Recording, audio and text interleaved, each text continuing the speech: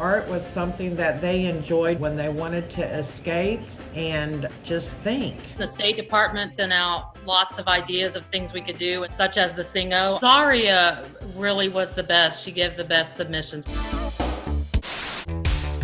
She picked a decade and made like a playlist of 3 hit songs from that era, 2 extra sight singing exercises, write a paragraph describing good concert etiquette. You belong to somebody new. Singing with a friend online. She sent a picture of a choir recruitment poster. Once you get like 5 in a row, you have like a singo, so it's like a bingo. Some of the projects I did was like color wheels. They go around their house and find items that were the colors of the color wheel. The other one was a value scale. They could use clothes, they could use anything that they could find. One of the other things we did was chalk drawing contest. I got first in the one in the Goddard Center that's in Ardmore. I really do miss the kids, and I didn't expect to miss them as much as I have. But the good thing is they're out there thinking, they're out there wanting to make a statement.